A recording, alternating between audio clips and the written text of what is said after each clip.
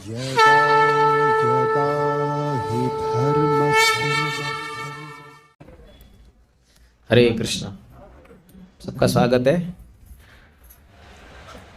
आज हम लोग श्रीमद् भागवत के 8वें स्कंद से एक बहुत ही रोचक कथा का श्रवण करेंगे।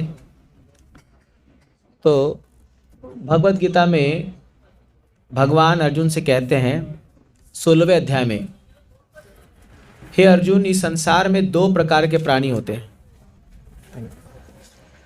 एक है दैव और एक है असुर। तो भगवान अर्जुन कहते हैं, अर्जुन, देवता के गुण तो बताने की दरकार नहीं है, क्योंकि तुम ऑलरेडी दैव गुण से संपन्न हो, क्योंकि तुम जो हो महाराज पांडु के पुत्र हो और तुम इतने अच्छे खानदान में जन्म लिए हो और तुम्हें ऑलरेडी दैवी संपत्ति है।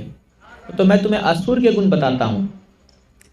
तो वह असुर के गुण बताने में भगवान शुरू करते हैं और वो कहते हैं, ये व्यक्ति क्या सोचता है, अहम भोगी अहम ईश्वर, कि मैं इस संसार का भोक्ता हूँ, मैं ईश्वर हूँ, मैं जो चाहे कर सकता हूँ, मुझे कोई रोक नहीं सकता है संसार में। और इंद्र तृप्ति को ही ये संसार में जीने का साधन मानता है।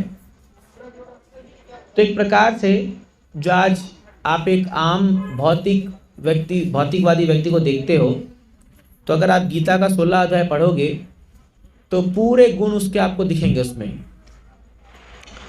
कि वो व्यक्ति कैसे अपने जीवन को जीता है और इंद्र तृप्ति ही उसके जीवन का एकमात्र उद्देश्य होता है। तो ये जब हम गीता भागवत में पढ़ते हैं इसके बारे में, तो कहीं ना कहीं हमारी खुद की स्टोरी रिफ्लेक्ट होती है, अरे हम भी ऐसा ही जीवन जी रहे हैं कहीं ना कहीं। तो आज हम देखेंगे एक ऐसा ही प्राणी था जो ऐसा ही जीवन जीने का प्रयास कर रहा था, अहम भोगी अहम ईश्वर। लेकिन दैवी योजना से इसको ऐसा सबक मिलता है कि अपने घुटनों पे आ जाता है पूरा। और मैं आपको एक लाइव स्टोरी बताऊंगा, मैंने एक जो घटना यहाँ घटी है संसार में उसके बारे में बताऊंगा, और एक शास्त्र से एग्जाम्पल हम लेंगे। तो एक राजा थे, इनका नाम था महाराज इंद्रद्युम्न। तो हमको साथ जगन्नाथ जी का फोटो लगा ऑल्टर पे। तो इंद्रद्युम्न महाराज एक थे जो, या पुरी में जो जगन्नाथ मंदिर देखते हैं वो राजा इंद्रद्युम्न बनाया था। लेकिन ये वो इंद्रद्युम्न महाराज नहीं है जिनकी बात हम अभी कर रहे हैं। बड़े महान भक्त थे भगवान के। और एक बार ये सब बहुत साल राज करने के बाद एक पहाड़ पर जा करके भगवान का ध्यान कर रहे थे और पूर्णतया समाधिष्ठ हो चुके थे। तो एक बार अगस्त मुनि इनके आश्रम में आते हैं, मतलब जो ये अपना एक स्थान बनाए थे। महाराज इंद्रद्युम्न बैठे हुए थे और अगस्त मुनि आए अपने कुछ शिष्यगणों के साथ। तो ये एकदम ध्यान में बैठे हुए हैं और ये अगस्त मुनि सोचे कि अरे कैसा राजा है, मैं एक ऋषि हूँ और मैं इसके आश्रम में आया हूँ, ये मेरा बिल्कुल ध्यान नहीं दे रहा है, मुझे सत्कार नहीं कर रहा है, ये भी नहीं कह रहा कि आके बैठिए पानी पिएंगे क्या कहेंगे। तो ये तो एक हाथी के समान बर्ताव कर रहा है।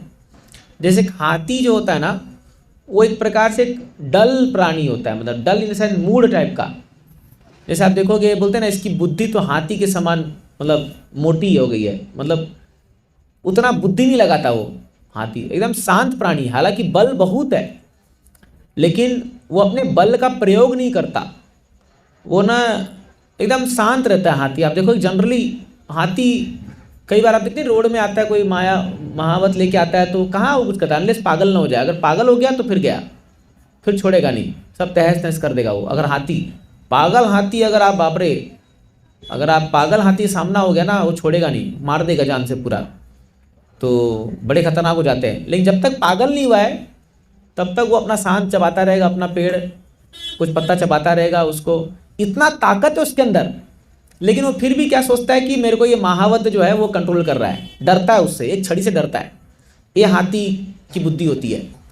तो कई बार आप देखते हो इंसान की भी ऐसी बुद्धि होती है, बहुत बल है उसके अंदर, लेकिन फिर भी किसी का गुलामी करते रहता है, अपने बल को जानता नहीं है वो।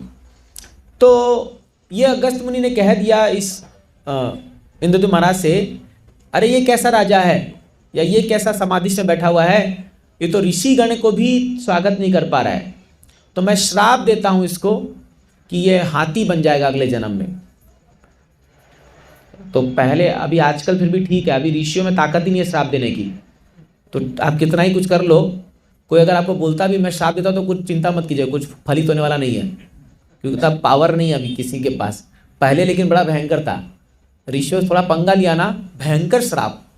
पूरे शास्त्र में आप देखो बहुत श्राप है। तो क्योंकि उन लोग वो तपस्या करते थे, उस तपोबल से उनका क्रोध भी बढ़ता था, तो क्रोध भी जो है वो सामने आता है। खैर इसका मतलब ये नहीं कि आप अभी किसी को परेशान करोगे तो किसी का अगर मुंह से निकल गया तो सच भी हो जाता है कभी कभी। तो लेकिन महाराज इंद्रद्युम्न का एक बहुत अच्छा गुण क्या है कि जब उनको पता चला कि श्राप ऐसा हो गया, जबकि कोई गलती नहीं है, क्या गलती इनकी बताओ।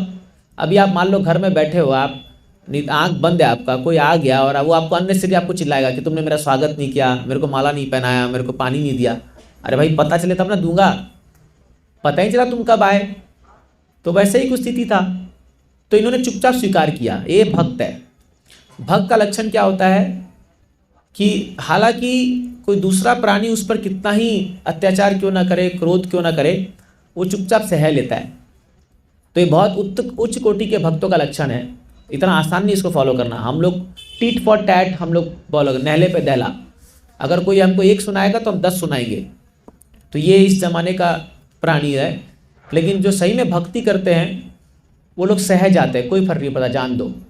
सोचिए अभी तपस्या करके भक्ति करके इतना ऊपर तक पहुंचा और श्राप मिला क्या, हाथी बन जाओ। कितना तकलीफदायक है। अभी कोई अगर आपको यहाँ श्राप दे दे तुम अगले जन्म में हाथी बन जाओगे, तो क्या होगा, आप उसको सुअर बना दोगे। आप उसको उल्टा बोलोगे, मैं हाथी, मेरे को हाथी बोला, तू सुअर बन जा। हाँ, नाले में घूमते रह, कचड़ा वो खाते रह पूरा। तो क्या है, क्योंकि हम कैसे बर्दाश्त कर लें, कोई हमको हाथी बना देगा। तो लेकिन ये सह गए। अब ऋषि का श्राप लगा है तो ये तो सच होना ही है। तो अगले जन्म में ये हाथी बन के पैदा हुए, लेकिन ऑर्डिनरी हाथी नहीं, कोई साधारण हाथी नहीं, हाथियों में राजा। बड़ा भयंकर विशाल शरीर था इनका, और माने सामान्य हाथी का 1000 गुना बल था इनके पास। और इनकी कई पत्नियां, मतलब वही राजा का गुण आ गया लेकिन हाथी के शरीर में। तो कई सारी पत्नियां थी।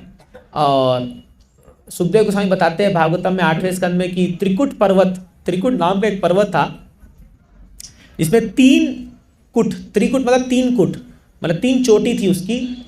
एक सोना से बना हुआ, एक चांदी से बना हुआ, और एक पीतल तांबा लोहा ऐसा से बना हुआ। तो 3, और मतलब बड़ा गजब का वर्णन है 8वें स्कंद में इसका। तो ये जो हाथी था इसका नाम पड़ा गजेंद्र। गज मतलब हाथी, इंद्र मतलब राजा। तो हाथियों में राजा। और जब ये चलता था उस त्रिकुट पर्वत में, तो इवन जो शेर जैसे प्राणी थे, जो लोग जंगल के राजा होते हैं, वो लोग भी डरते थे, छुप के देखते थे इसको, है भाई गजेंद्र आ गया। जैसे कभी कभी होता है ना, कोई डॉन आता है, अगर मान लो आजकल तो सरकार के भय से, अभी मैं कुछ दिन पहले लखनऊ गया था, तो लखनऊ से मैं रिक्शा वाला को पूछ रहा था कि यहाँ पर अभी क्या हालत है। तो बोला, प्रभु जी ऐसा खौफ है यहाँ पर, हाँ, यहाँ के मुख्यमंत्री का, कि अगर कोई चोरी किया है मान लो, और वो समझ गया कि मैं पकड़ाने वाला हूँ, तो पुलिस का पाँव पड़ता जाके, भाई मेरे को शूटिंग मत करना, तू मेरे को जेल में डाल दे, बस तू जेल लेके चल मेरे को। अभी खुद जाके पाँव पड़ता है वो। मेरे को रिक्शा वाला बोला था प्रभु जी क्या दिन आ गया है, मतलब चोर लोग डर रहे हैं कि अगर पकड़ा गए तो गए। तो ऐसा डर होना चाहिए। तो ऐसी इस हाथी का, अगर कोई ऐसा कोई गुंडा आ जाता तो इतना डर जाते लोग, एकदम छुप जाते अंदर। ऐसी जब ये चलता था तो सारे प्राणी उस जंगल के जो हैं वो लोग डर के छुप के अंदर बैठते थे, कोई बाहर नहीं निकलता था। चाहे शेर हो, घड़ियाल हो, कोई भी हो, सब एकदम चुपचाप अंदर बैठे, भैया ये चल रहा है, इसके सामने मत आओ।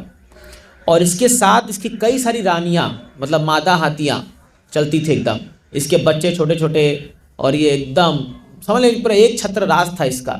ऐसा गजेंद्र था ये।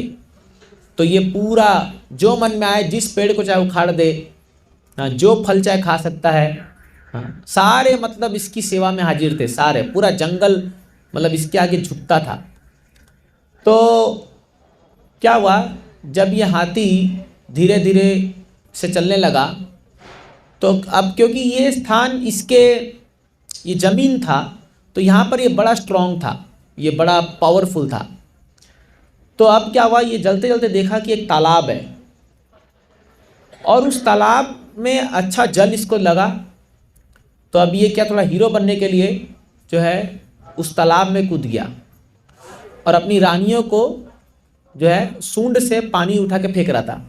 आप देखते हो फिल्मों में जो है ऐसा दिखाते हैं, स्पोर्ट्स खेलते हैं तो जल क्रीड़ा जो बोलते हैं। तो ये जो है ये उन लोग से कह रहा था कि अरे अरे तुम भी आओ, मस्त देखो कितना अच्छा पानी है, ठंडा पानी है, बड़ा आनंद आएगा। हाँ, तो वो लोग सब बोल रहे थे भैया हमको पानी में नहीं घुसना, तुम ठीक है अब जल्दी नहा के आ जाओ बाहर। तो लेकिन ये बोला अरे क्या डर रहा है अपने को, ये तो पूरा जंगल मेरा राजा है, मेरा राज्य है, यहाँ कौन मेरे को कुछ कर सकता है, कोई कुछ नहीं कर सकता। ये पूरे मद में एकदम चल रहा है। लेकिन जैसे ही वो पानी में थोड़ा सा और अंदर घुसा, तो एक घड़ियाल, एक मगरमच्छ पकड़ा इसका पाँव पट से, और वो इतना तेज पकड़ा कि ये सोचा कि अब इसको एक लात मारूंगा ये तो क्या मर जाए, छोड़ेगा नहीं। लेकिन वो इतना तेज उसका जबड़ा था कि ये अपने आप को संभाल ही नहीं पाया।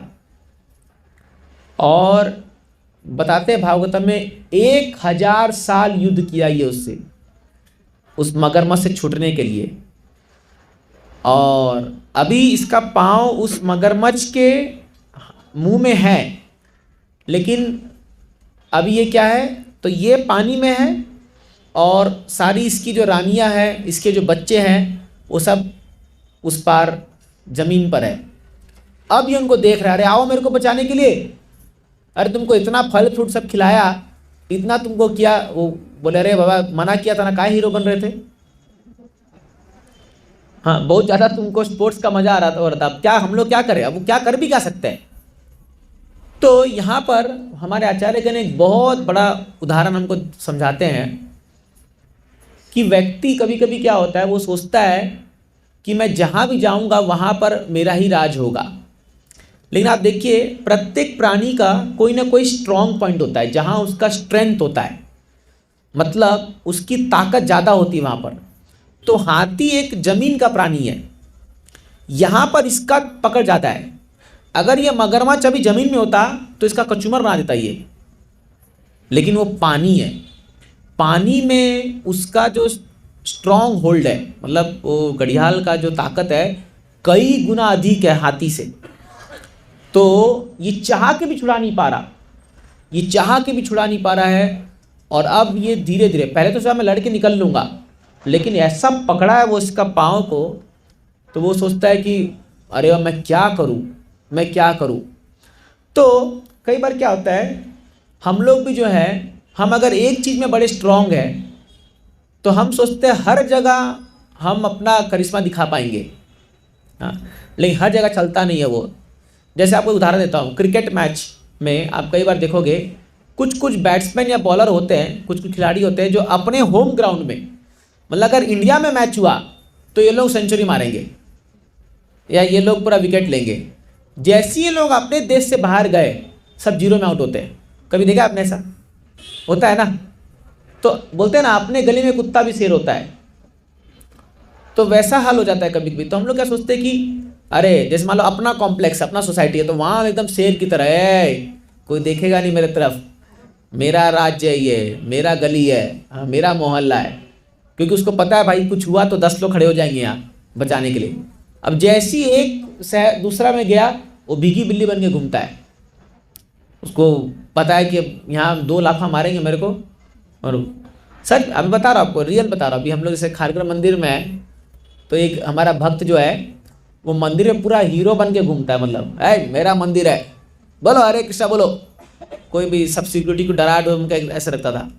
तो वो क्या हुआ, एक बार ऐसी मॉर्निंग वॉक करते करते 2-4 लेन उधर चला गया, 35 सेक्टर 35 तरफ, ठीक है, जहाँ से भोपाल से आवाज़ आता है ना, तो उस इलाके में चला गया। ये अपना आराम से जप करते करते हरे कृष्णा से कर रहा है।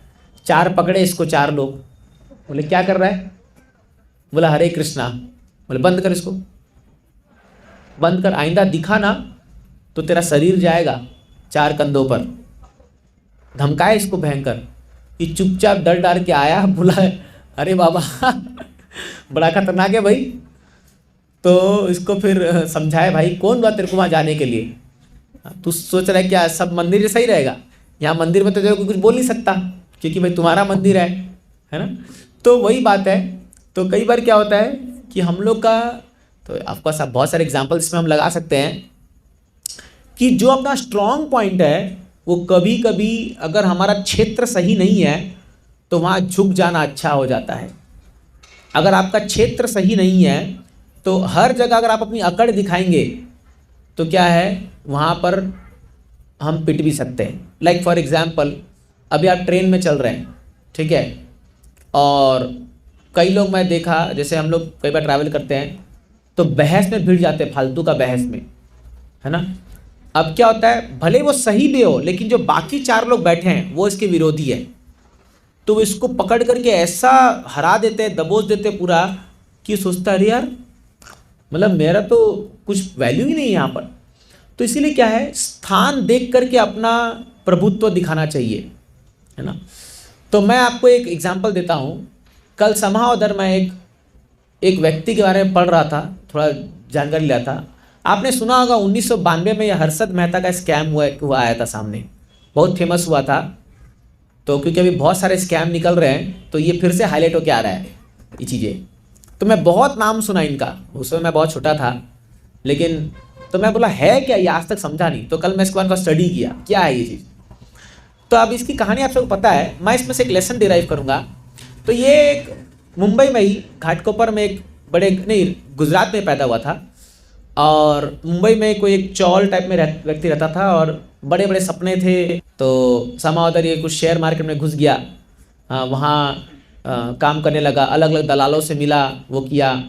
फिर बट है तो खून में इसके बिजनेस, गुजराती से आया, फैमिली से आया है, तो करते करते अपना ट्रेडिंग अपना शुरू कर दिया। तो आप लोगों को पता ही होगा इसके बारे में कि कुछ बैंक का कुछ लूपहोल निकाल लिया था इसने। मतलब बैंकों के बीच में जो पैसा का लेन देन होता है तो उसमें 15 दिन का अंतराल होता है। मैं डिटेल नहीं जा रहा हूँ, लेकिन एक बता दे रहा हूँ कि क्या था कि एक बैंक अगर दूसरे बैंक को पैसा देता है तो उसको 15 दिन में वापस करना होता है। तो ये क्या किया था कि ये बैंकों से सेटिंग कर लिया था, और बैंक से जब 15 दिन के लिए पैसा निकलता था तो बीच में वो पैसा ये रखता था और उस पैसा को ये शेयर मार्केट में लगाता था। तो ऐसा करते करते करते करते ये क्या हो गया, ये शेयर मार्केट का राजा बन गया।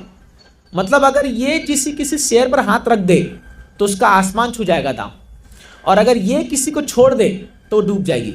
ऐसा हाल हो गया था एक समय। मतलब एक व्यक्ति पूरा मुंबई का शेयर मार्केट संभाल रहा है, ऐसा कुछ हो गया था। तो क्या हुआ, ये 15 दिन जो है, 15 दिन में ये कमा धमा के पूरा, अब जितना पैसा, मान लो अगर इसको 1 करोड़ मिला, अभी तो 1 करोड़ का 100 करोड़ बना दिया 15 दिन में, तो 1 करोड़ वापस कर दिया। तो कई साल चला ऐसा, लगभग ये 8-10 साल चला, और ये उसका लूपहोल निकाल लिया था और सारा सेटिंग कर लिया था। तो क्या हुआ, इसके बड़े बड़े ख्वाहिश थे। तो कहाँ वो एक चाल में रहने वाला व्यक्ति ये बड़े बड़े घर खरीद लिया। इस पर पूरी डॉक्यूमेंट्री बनी हुई है, पूरी फिल्म बनी हुई है इस पर। तो बड़ा बड़ा घर खरीद लिया, बड़ी बड़ी गाड़ियाँ, बड़े बड़े महंगे महंगे सब, पूरा फॉरेन। ऐसी गाड़ी थी इसके पास जो इवन पूरे मुंबई में किसी के पास नहीं थी। तो सडनली मतलब 1-2 साल में एक व्यक्ति इतना ऊपर चढ़ गया। तो क्या होता है, जब व्यक्ति सक्सेस का लैडर चढ़ता है ना, जब उसको कामयाबी मिलती है, तो कई बार एक हमारे परम पूज्य राधानाथ महाराज बताते हैं कि फेलियर को झेलना फिर भी आसान है। अगर आपके जीवन में कुछ फेलियर आ जाए या कुछ असफलता आ जाए, उसको झेलना फिर भी आसान है, लेकिन सफलता आ जाए उसको झेलना बहुत मुश्किल है। आप बोलेंगे क्या बात कर रहे हैं आप, लेकिन ये सच्चाई है। अगर सफलता आ जाए, मतलब सडनली आपके जीवन में कोई भारी सफलता आ जाए, मतलब मान लो अभी आपको सडनली 100 करोड़ का चेक मिल जाए, सडनली अभी कोई आया और बोला प्रभु जी आपके नाम पे 100 करोड़ का चेक है, आप पागल हो जाओगे। मैं तो पागल हो जाऊंगा, नहीं, शायद मैं जाके मंदिर में दे दूं, अगर मेरा लालच न बढ़े तो। ले शायद, मैं शायद बोल रहा हूँ, क्योंकि मुझे खुद पर भरोसा नहीं है कि अगर 100 करोड़ आ गया तो मैं क्या करूँगा। देखिए कई बार क्या होता है ना, हम लोग क्या सोचते हैं अपने बारे में, अरे प्रभु जी मैं इतना लालची नहीं हूँ, 100 करोड़ आएगा तो क्या होगा। अरे भाई पहले तुम देखो तो सिर्फ 100 करोड़ होता क्या है। जब तक कुछ कुछ स्थितियां हमारे जीवन में अभी तक आया ही नहीं है तो हमको पता ही नहीं हम कैसा रिएक्ट करेंगे उसके सामने, है ना। हम कैसे रिएक्ट करेंगे। जैसे आपको एक उदाहरण देता हूँ महाभारत से। महाभारत में जब पांडवों को अज्ञातवास हुआ था तो पांचों पांडव जो है विराट के यहाँ रुके थे। अगर आपको महाभारत पता होगा थोड़ा बहुत, तो पांचों, तो उसमें से अर्जुन जो है वो बृहन्नला बना था, एक यूनक, समझ ना, एक हिजड़ा बन करके वो विराट राजा के यहाँ पर था। तो उसका पुत्र था, क्या नाम था उसका, उत्तर कुमार।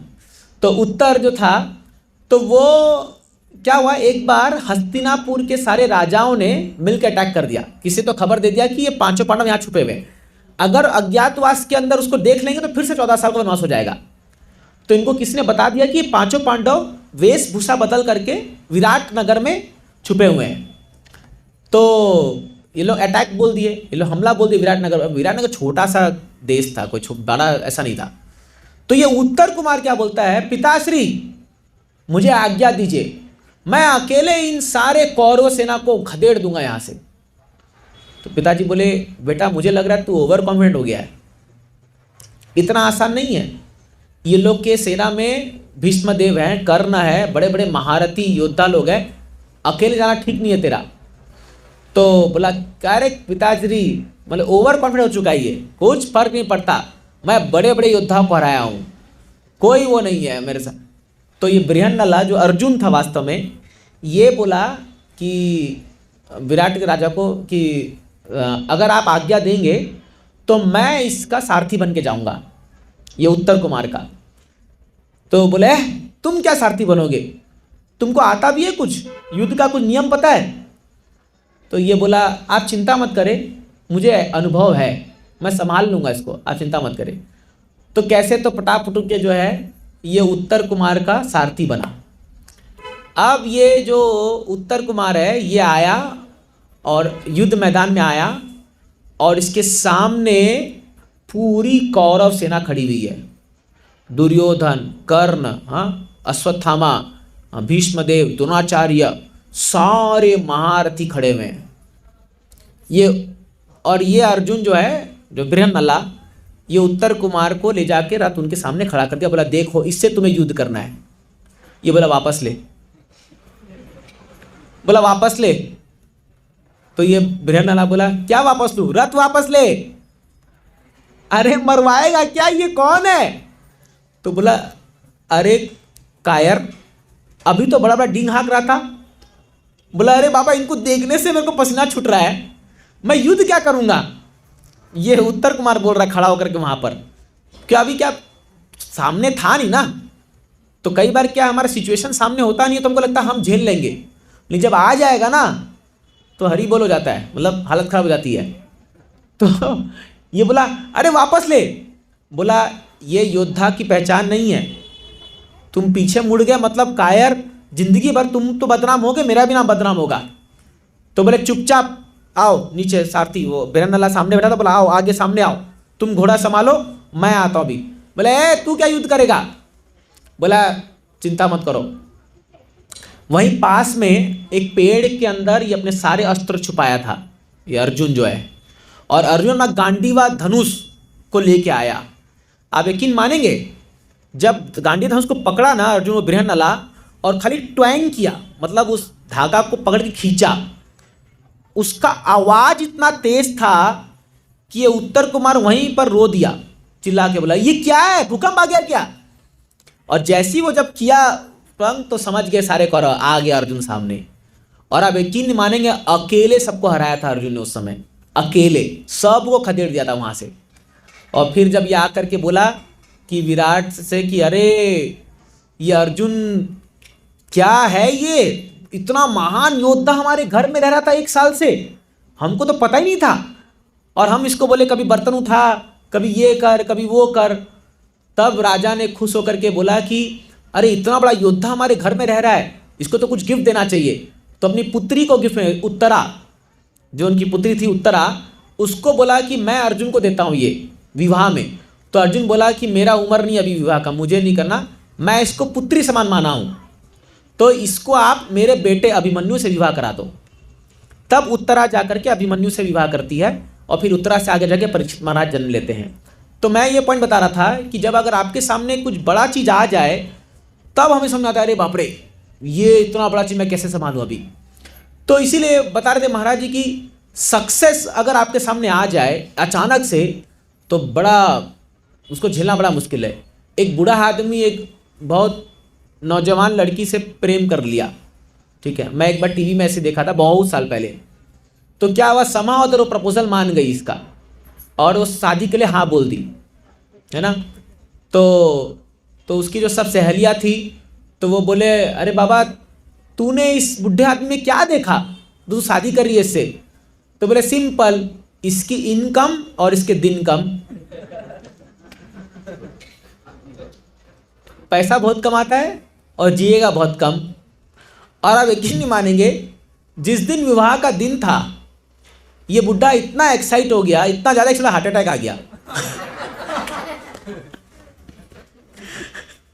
तो मरते मरते साइन ले ली वो कि मैं हमारे आधा प्रॉपर्टी लेके।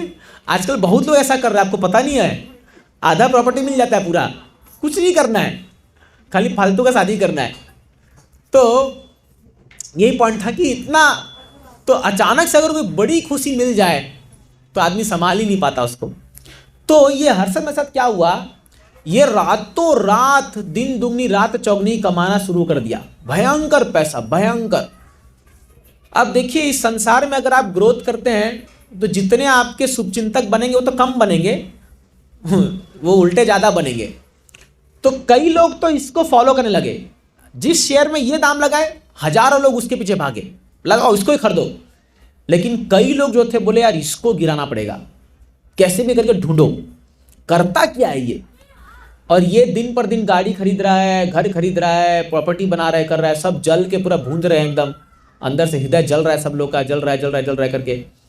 लेकिन एक जर्नलिस्ट, उसका नाम है, वो सुचिता का नाम बताया था उसका नाम, उसने पता लगा लिया कि ये व्यक्ति क्या करता है। तो ये इल्लीगल था। अगर एक्चुअली आप उस पूरे केस को देखेंगे तो इसमें कुछ गड़बड़ नहीं कर रहा था वो, एक्चुअली ये बैंक का ही गलती था कि वो लोग इसको दे रहे थे, ये कोई धोखा नहीं किया, ना ये पैसा चुराया। लेकिन ये बेचारा एक जलन का शिकार बन गया। अगर आप पूरा स्टोरी देखोगे तो क्या हुआ, वो जैसे ही उस जर्नलिस्ट पेपर में छापा, वो डेट भी कल मुझे याद अभी याद आ रहा है, 22 सितंबर 1992, एक दिन के अंदर ये आदमी रोड पे आ गया। इन द सेंस कि जितने इसके शेयर्स मार्केट में जो इसके पैसे लगे हुए थे वो सब के सब मतलब लगभग जीरो हो गए, सब के सब डूब गए एकदम, पूरा मार्केट क्रैश हो गया। तभी तो बोलते हैं ना, इतना करोड़ों का घोटाला हुआ, घोटाला तो नहीं था, मतलब क्रैश हुआ मार्केट कि चलो ये तो बड़ा पैसा वाला था, लेकिन बहुतों की ज़िंदगी बर्बाद हो गई, मतलब जो इसके राह पर चले थे। तो फिर क्या हुआ, इसको कुछ दिन की सज़ा हुई। तो इसका पर्सनल इंटरव्यू मैं देख रहा था तो ये बताया कि मुझे एक बार में 70 लोग सीबीआई के एजेंट्स मेरा इंटरव्यू लेते थे, मतलब मेरे को वो इंटरोगेट करते थे कि कहाँ छुपा है पैसा, क्या किया क्या किया। बोला वो इतना टॉर्चरिंग था मेरे लिए, इतना टॉर्चरिंग था कि फिर अगले 5-6 सालों में ही जो है इसको हार्ट अटैक आ गया। मतलब 2001 में जब ये केवल 47 साल का था, मतलब अपने 30s में समझ लीजिए ये हार्डली 8-10 साल अपने उस ऐश्वर्य को भोगा होगा, और 47 साल की उम्र में 2001 में मर गया ये, या क्या।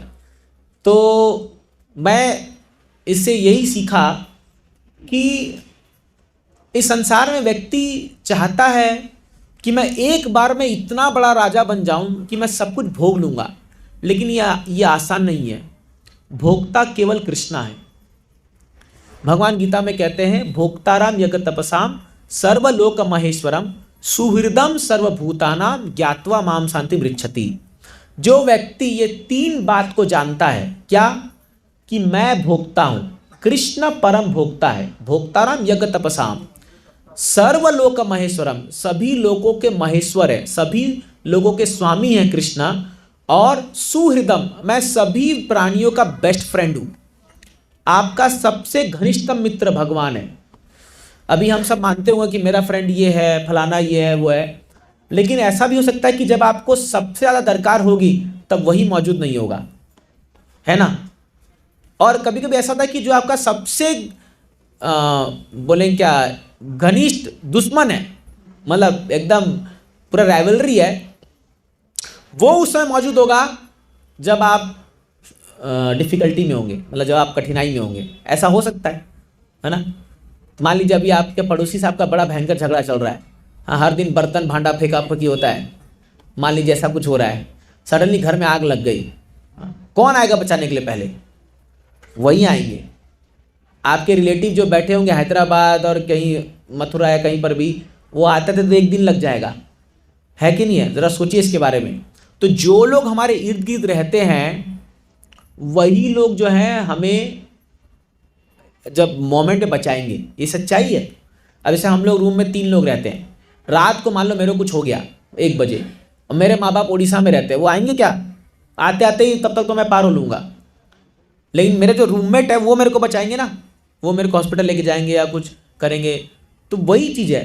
अब व्यक्ति समझता नहीं इस बात को, वो सोचता है कि नहीं, क्यों, जैसे वो एक शिव जी का भक्त था, तो वो वैसे आज वैष्णव शिवरात्रि मना रहे हैं चलो शिव जी की बात आ गई, तो वो शिव जी का बहुत आराधना किया, है ना।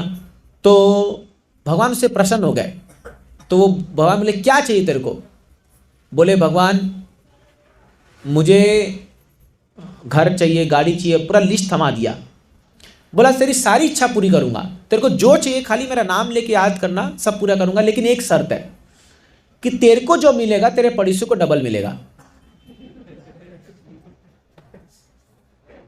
ये बोला अरे यार, पूजा मैं किया, बिलपत्र मैं चढ़ाया, शिवरात्रि मैं रखा, ये तो फोकट में फल खाएगा। तो बोले नियम तो यही है भाई, पता सब मानता है कि नहीं? ये बोला मान लेते हैं, मानने में क्या है, ठीक है, तो मान लिया। बोला देखा जाएगा जो होगा। तो अपने लिए बोला याद करके मेरे लिए सुंदर घर बन जाए, तो इसका 1 प्लॉट बना तो उसका 2 प्लॉट, एक बढ़िया गाड़ी आ जाए तो इसकी 1 गाड़ी खड़ी हुई तो सामने 2 गाड़ी खड़ी। इसका दिल जल रहा है भयंकर, अपना तो एंजॉय नहीं कर पा रहा, दूसरे का देख करके जल रहा है। हाँ, अपना घर में कोई सुख नहीं मिल रहा है इसको, दूसरे का देख रहा है, इसको 2 आ गया। आप देखना ऐसा ही होता है। मान लीजिए आप एक नया मारुति 800 कार लेके आए और आपका पड़ोसी उसी दिन मर्सिडीज ले आया उठा करके, आपकी मारुति 800 की पूरी ऐसी की तैसी हो जाएगी। सच है कि नहीं है? सच है। तो हमारे पास बहुत कुछ चीज होने के बाद भी हम उसको भोग नहीं सकते, क्योंकि प्रॉब्लम हृदय में ईर्ष्या की प्रॉब्लम है। तो ये बोला तेरी तो सारा मेहनत मैं किया, मैं कमाया, मैं पूजा किया, मैं सब किया, ये कैसे हो सकता है?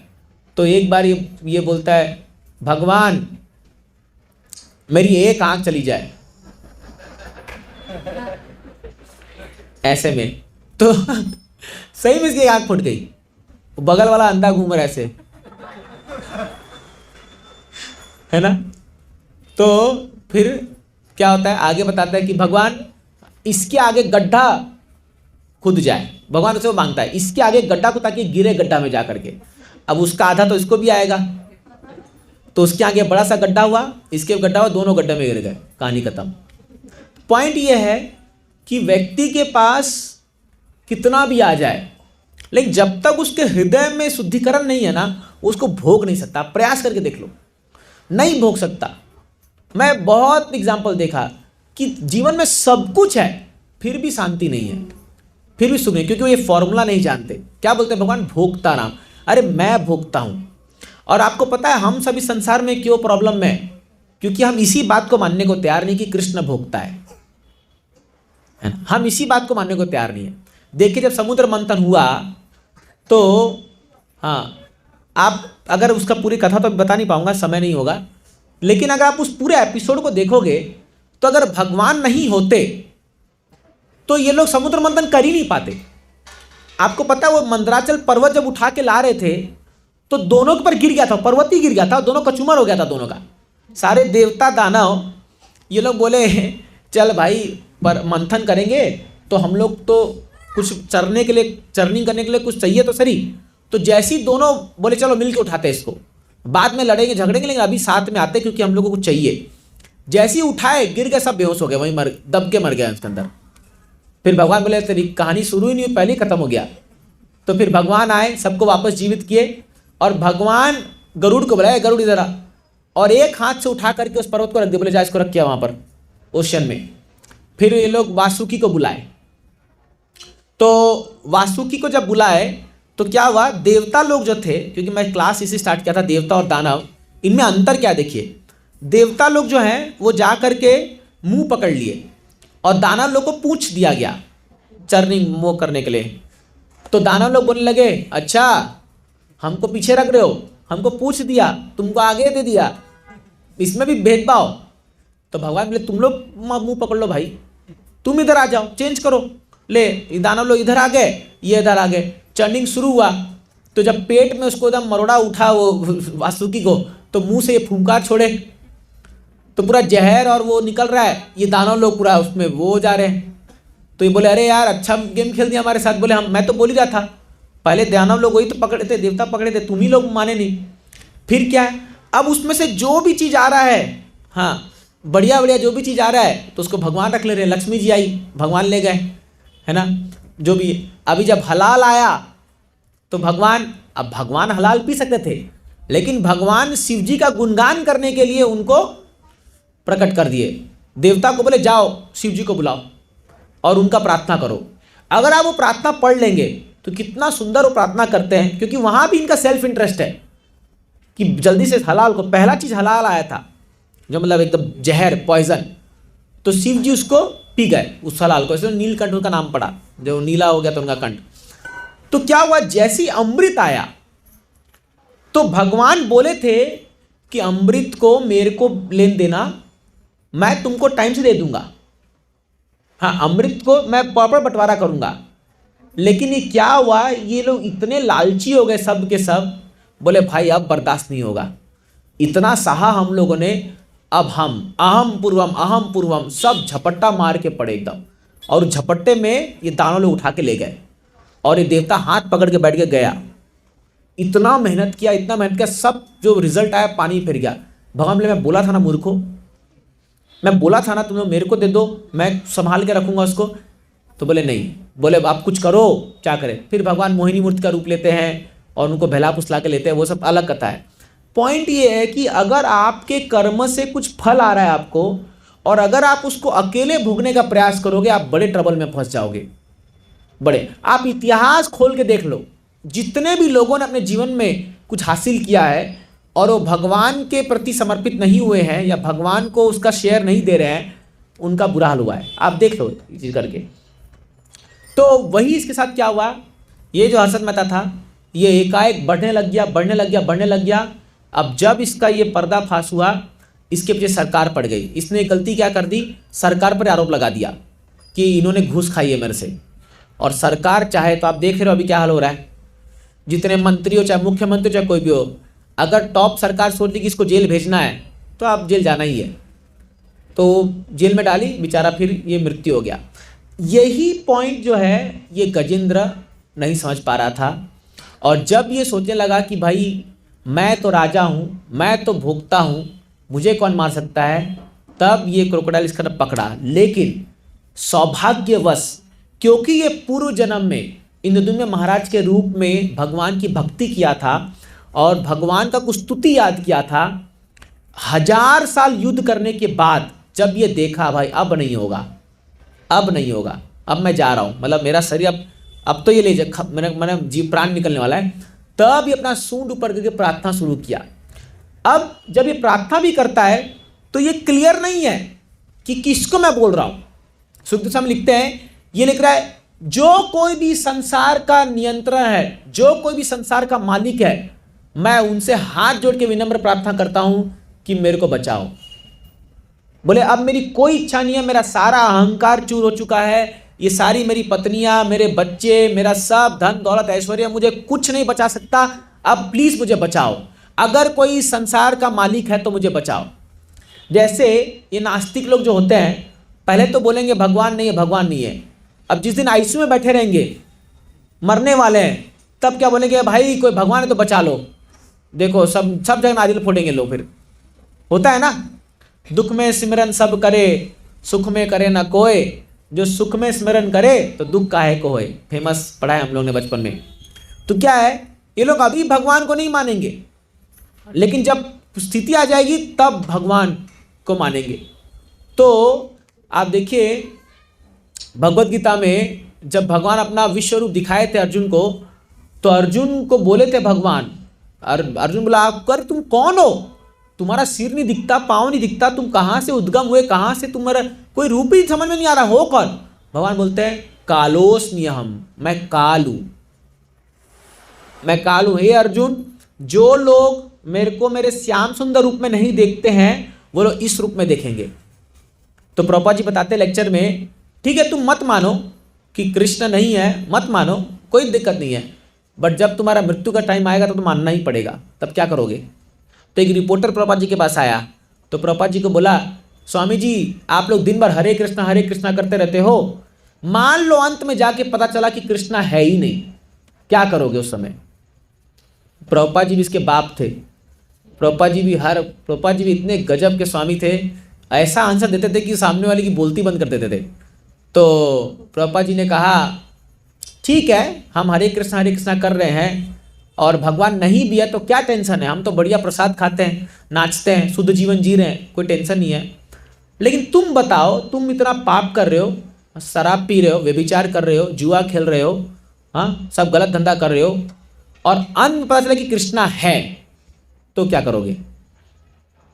ये बोला इसकी तो बोलती बंद होगी। बोला अरे सच है, पॉसिबिलिटी है ना, अब 50-50% चांस है, या तो कृष्णा नहीं है या है, नहीं है तो कोई टेंशन नहीं है, आपने तो मस्त में जी लिया जीवन को, और अगर है तो फिर क्या करोगे, इतना पाप किया उसका तो गठरी पूरा खोलेगा, तब तो डंडा पड़ेगा। तो प्रभुपाद जी ने ऐसा उत्तर दिया।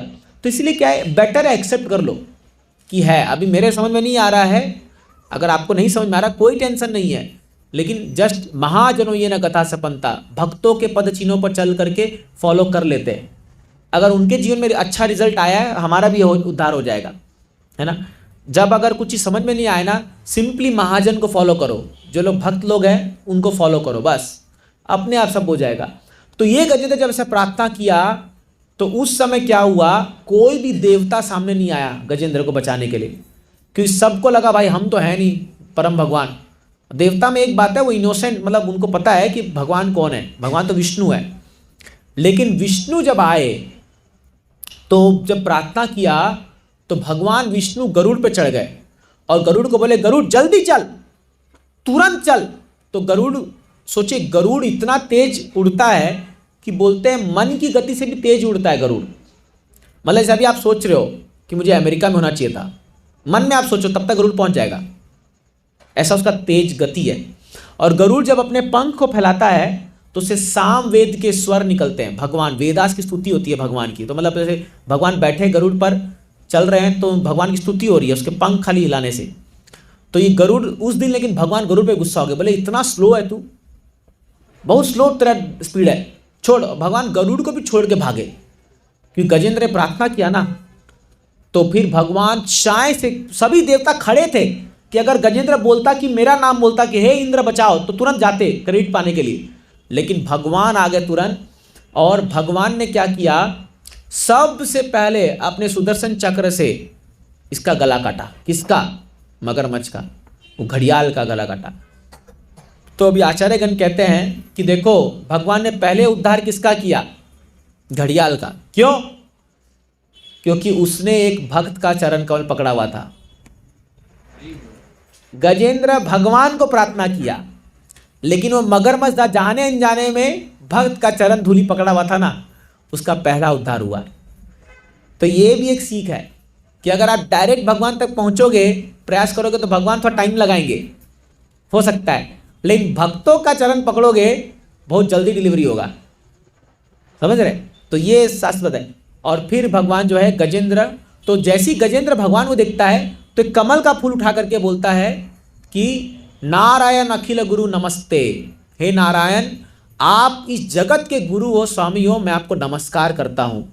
और भगवान फिर उसको जस्ट उसका गला काटते हैं और हाथ से उठाते इसको, तत्क्षणात गजेंद्र को चतुर्भुज धारण कर लेते वो, और जो है भगवान जैसा शरीर प्राप्त करके सारूप्य मुक्ति प्राप्त होता है गजेंद्र को उसी समय, केवल भगवान को प्रार्थना करने से।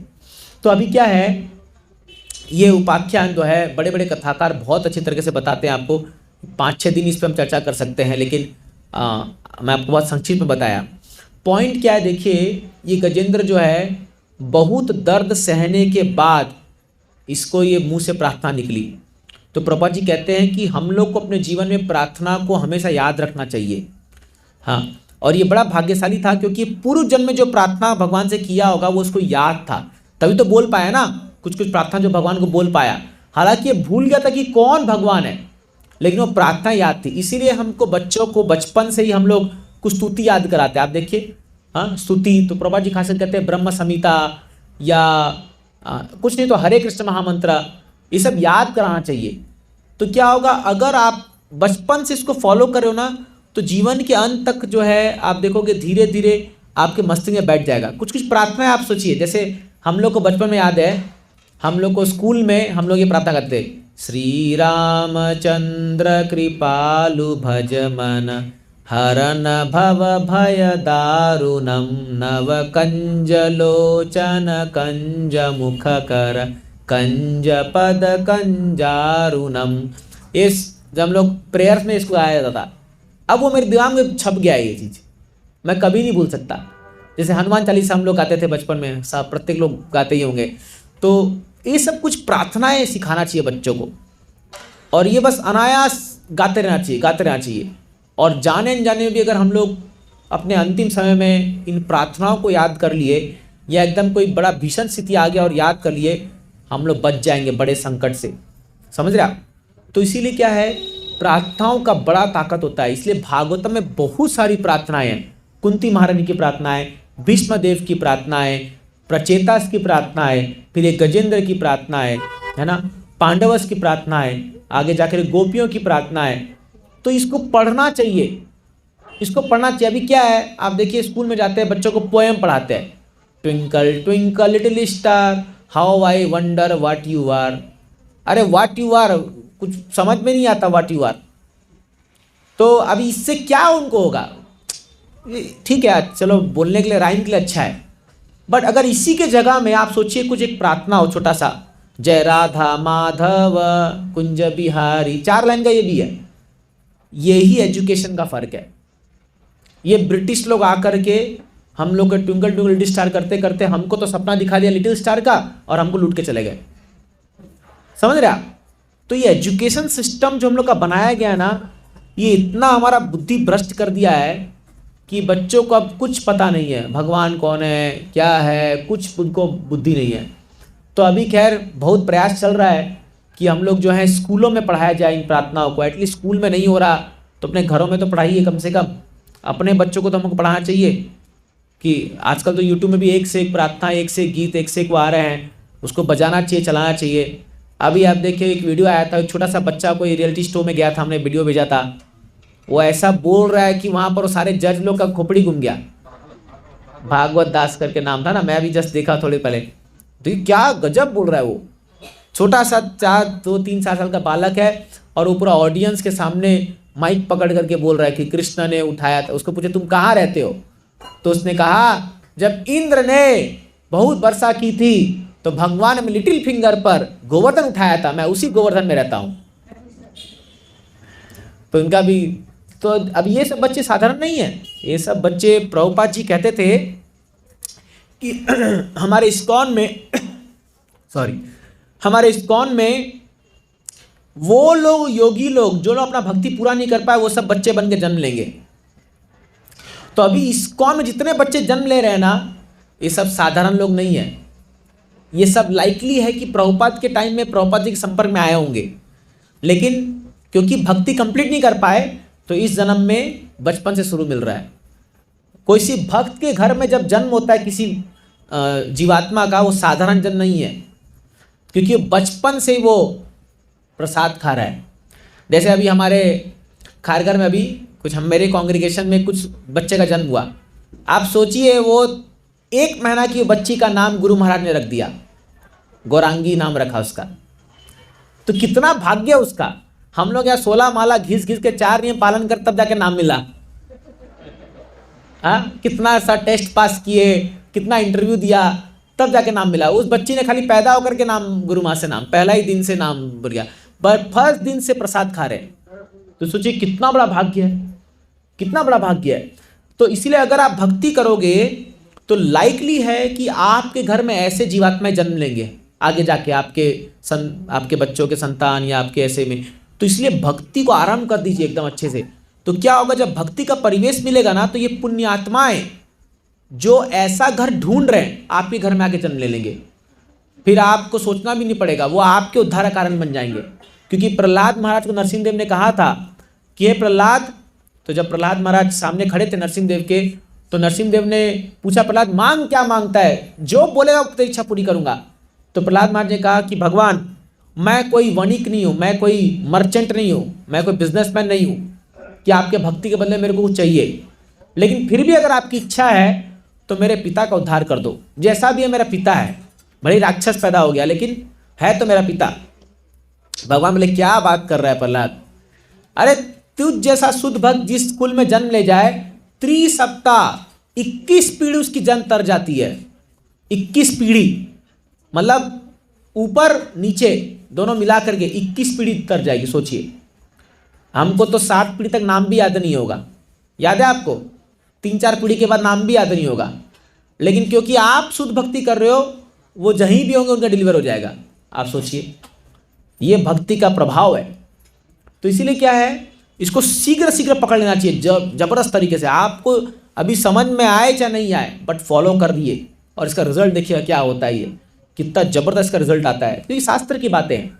तो ये गजेंद्र उपाख्यान से हमको ये सीखने को मिलता है कि अगर हम भगवान की थोड़ी सी भक्ति भी करेंगे और भगवान को श्रद्धा से पुकारेंगे, तो भगवान तनिक भी विलम्ब नहीं करेंगे आने के लिए, लेकिन श्रद्धा से पुकारना होगा। और जब व्यक्ति एकदम एक्सट्रीम पीड़ा में होता है और जब वो पुकारता है तो भगवान जरूर आते हैं, इसमें कोई दो राय नहीं है। तो इसलिए भी विश्वास रख करके हम लोग को भागवतम के माध्यम से भगवान पे पूर्ण विश्वास रखना चाहिए कि जब समय आएगा भगवान जरूर बचाने के लिए आएंगे, जरूर 100%, इसमें कोई दो राय नहीं है। तो ये फेथ हम लोग को डेवलप करना होगा। तो यही सब कथाओं से हमारा फेथ डेवलप होता है। हमारा विश्वास कैसे डेवलप होगा, जब हम साधु सत्संग में आते हैं। तो ये जो सत्संग आप कर रहे हो, इससे आपका विश्वास उत्पन्न होगा। आदौ श्रद्धा तथा साधु संग तथा भजन क्रिया। तो आप जब सत्संग में आओगे, आपको साधुओं का संग मिलेगा, भक्तों का संग मिलेगा, फिर भजन करोगे, भजन मतलब जप करना, भजन क्रिया, फिर अनर्थ निवृत्ति होगी। हृदय में जो मैल है, काम क्रोध लोभ मोह मद से सब खत्म हो जाएगा धीरे धीरे। फिर निष्ठा आ जाएगी, फर्म फेथ कि भगवान की भक्ति सर्वोपरि है। फिर रुचि आएगी, फिर आसक्ति हो जाएगा, आप छोड़ ही नहीं पाओगे इसको। फिर भाव आएगा और फिर प्रेम आ जाएगा अल्टीमेटली। ये स्टेप बाय स्टेप ऐसे आगे बढ़ता है साधक।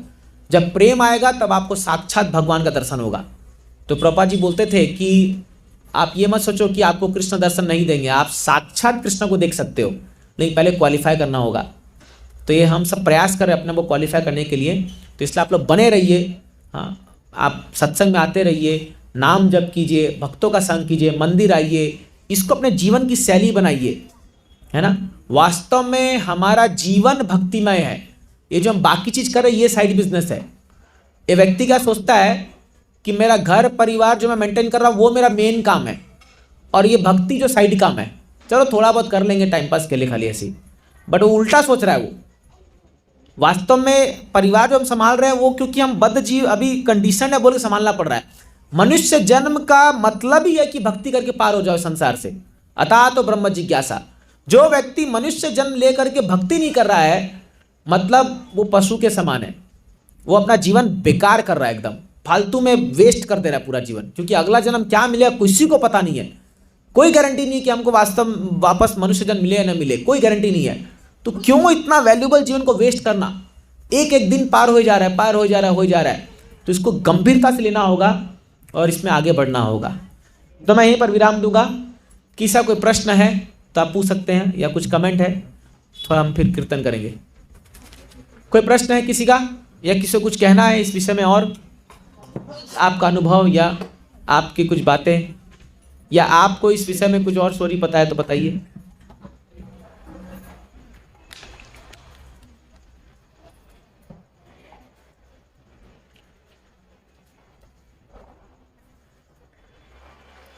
चलिए, लग रहा है सब समझ में आ गया।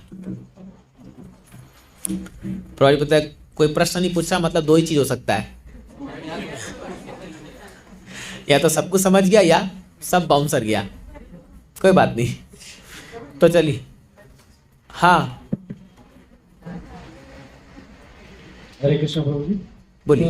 ये पिछले जन्म या पास्ट लाइफ के बारे में जो बात करते हैं, हाँ तो कई बार डिस्कशन होते हैं, मित्रों में कई बार बात करते हैं, तो उस चीज के ऊपर उन्हें बिलीव नहीं होता है जनरली।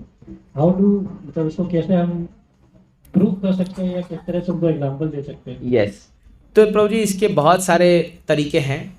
साइंटिफिक रीजंस हैं, कॉमन सेंस है, ठीक है, और आप देखोगे तो लॉजिकल भी है। मैं आपको तीनों तरीके से बताता हूँ। कॉमन सेंस देखिए, जब हम बोलते हैं एक व्यक्ति चला गया, गुजर गया, मर जाता है जब व्यक्ति, तो हम बोलते हैं एक तो गुजर गए। आप देखिए उसका शरीर पड़ा हुआ है वहाँ पर, क्या गुजर गया, क्या चीज़ है जो गुजर गई? आत्मा गुजर गई, सोल गुजर गई। तो ये तो एकदम क्लियर है। आप खाली को ये पूछे भाई क्या गुजर गया बता, तू शरीर तो पड़ा हुआ है वहाँ पर, उसके शरीर में जितना सब केमिकल सब कुछ तो है। मतलब एक आदमी मरने के 1 सेकंड पहले और मरने के 1 सेकंड बाद दोनों में क्या ऐसा होता है वो 1 सेकंड के अंतराल में कि वो व्यक्ति का सब कुछ बंद हो जाता है, चेतना पूरी खत्म हो जाती है। तो ये बात उनको मानना ही पड़ेगा, ये वो डिनाई नहीं कर सकते, ये कॉमन सेंस है। ठीक।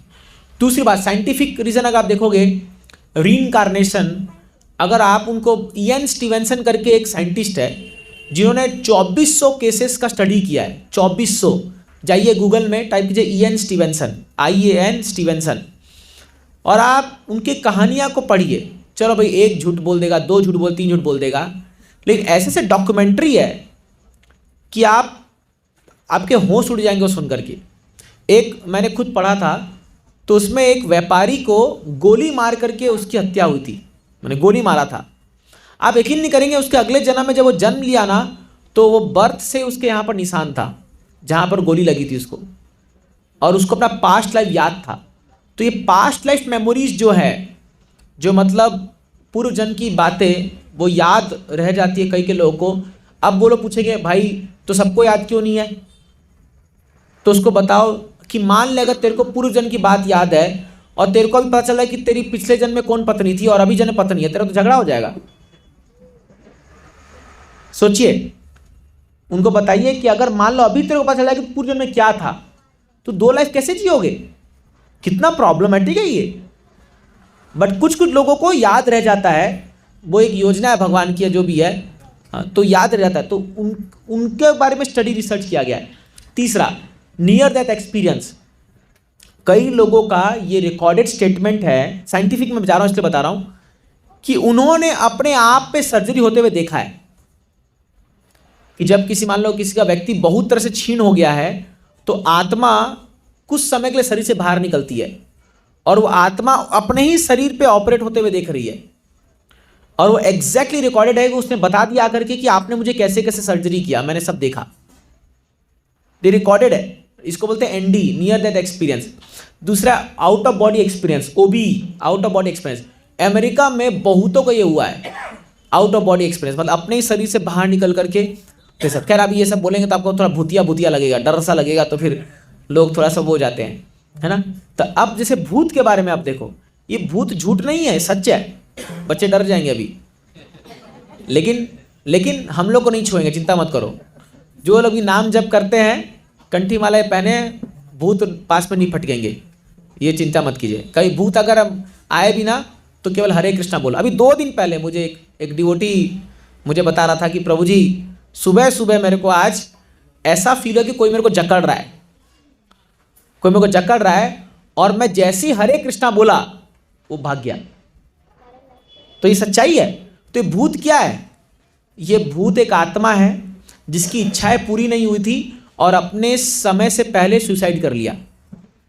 जो लोग सुसाइड करते हैं वो भूत बनते हैं। क्योंकि मान लीजिए अगर आपका उम्र 100 साल का है और आप 70 साल में सुसाइड कर लिए, चलो 100 तो अभी होगा ही नहीं, 70 पकड़ो, 40 बोलो, 70 साल का उम्र है और 35-40 साल में सुसाइड कर लिए, तो 30 साल का जो उम्र बच गया आपका, भूत बन के घूमना पड़ेगा। तो अब ये भूत कहाँ से आए अगर आत्मा नहीं है तो इसीलिए ऐसे बहुत सारे उदाहरण हैं जो, चलो और एक एग्जाम्पल, अगर हम सब का पुनर्जन्म नहीं हुआ, अगर हम सब का पहला ही जन्म है तो हम सब अलग अलग क्यों हैं? आपको खट्टा पसंद है, मेरे को मीठा पसंद है, आपका सोचने का तरीका अलग है, मेरा अलग है, प्रत्येक प्राणी अलग है। आप लोग जुड़वा अलग नहीं है। वो एक जुड़वा फिल्म आई थी बहुत साल पहले, तो उसमें ना वो सलमान खान, मुझे याद है, वो ऐसे मारता था तो दूसरा उसका भाई मारता था, तो मैं सोचा अरे यार जुड़वा ऐसे होते हैं क्या? तो फिर मैं स्कूल में गया तो ना हमारे क्लास में 2 जुड़वा भाई आए थे। मैं हमेशा देखता था ये क्या कर रहा है और ये क्या कर रहा है। एक टाइम में मेरे को था अगर ये लिख रहा होगा तो ये भी लिखना ही चाहिए ना कि जुड़वा है। वो फिल्म मैं देख के सोच रखा था, लेकिन ऐसा कुछ नहीं होता। दोनों अलग अलग होते हैं, दोनों का अलग अलग टेस्ट होता है, दोनों, प्रत्येक जीवात्मा अलग है। आप देखो प्रत्येक शरीर आप देख लो, सब में कुछ ना कुछ भिन्नता है। तो ये सब कहाँ से आ रही है? चलिए और एग्जाम्पल सुनिए। एक बच्चा जब जन्म लेता है, आप देखिए उसके जन्म के साथ ही कुछ कुछ चीज वो पैदा साथ होता है। पानी से डरता है कई लोग पानी से डरते हैं, कई लोग चाकू से डरते हैं। अभी बच्चा है, उसको क्या पता चाकू से क्या होगा, बट ला के देखिए कई बच्चों को फोबिया होता है। तो ये जो फोबिया बाय बर्थ है ना, ये पूर्व जन्म से आ रहा है। ये फोबिया वो छोड़िए, हमारे कुछ कुछ बच्चे जो अभी मैं बताता इस्कॉन में, वो बचपन से गीता का श्लोक उच्चारण करते हैं, 2 साल में उच्चारण करते हैं। आप यकीन नहीं मानेंगे, मैं अपना खुद का अनुभव बता रहा हूं। भागवतम में कुछ श्लोक मैं बस एक बार पढ़ा था, एक बार, और मेरे को कंठस्थ हो गया वो। और कुछ श्लोक को मैं 1000 बार पढ़ चुका हूं, याद ही नहीं हो रहा। आप यकीन नहीं मानेंगे, मैं भी सरप्राइज हूं कैसे ऐसे हो रहा है। हम अपने पूर्व जन्म से लेके आ रहे हैं, हर व्यक्ति अपने पूर्व जन्म से अपना मन, बुद्धि, अहंकार लेके आ रहा है और वो हमको इम्पैक्ट कर रहा है यहाँ पर। हाँ, तो क्या है, इवन आजकल एक स्टडी साइकोलॉजी में, जैसे कुछ लोगों का मेंटल डिसऑर्डर होता है ना, तो उसको उसके पूर्व जन्म में जाके ठीक किया जाता है। आपको पता है, एक साइकोलॉजी के हिसाब से एक तरीका है ये। आपको उसको ट्राई नहीं कर सकते, लेकिन फिर भी उसको पूर्व जन्म में कुछ ट्रॉमा उसको हो गया होगा, तो उसको पूर्व जन्म में जाकर उसको ठीक कर किया जाता है। बैकवर्ड जाते लोग जैसे उसके जीवन में। अगर आप कोई साइकोलॉजी से मिलोगे तो वो बैकवर्ड जाएंगे। जैसे मान लीजिए आपका उम्र 35 साल है, तो बोलेंगे 5 साल पहले क्या हुआ था, फिर 5 साल पहले क्या होता, 25, 20, 15, 10, 5, फिर 1 साल, ऐसे करते करते सोचो रिट्रेस करके बैक जन्म ले जाएंगे, क्या हुआ था सोचो, फिर उसको वहाँ ठीक करेंगे और फिर उसका प्रॉब्लम ठीक होता है। साइकोलॉजिकल डिसऑर्डर ऐसे ठीक भी होता है। तो ऐसे अनेक उदाहरण हैं जो आप अपने फ्रेंड्स को दे सकते हो। शायद इतना बोलने बाद बन जाएगा, समझ रहे हो। और सबसे बड़ा प्रूफ है भगवत गीता हम लोग के लिए। हाँ, भगवान बोलते हैं न जायते म्रियते व कदाचित् नायं भूत्वा भवितवान भूय अजो नित्य शाश्वत यम पुराणो न हन्यते हन्यमाने शरीर है। आत्मा कभी मरती नहीं है शरीर मरने से। सबसे बड़ा प्रूफ यही है भगवत गीता।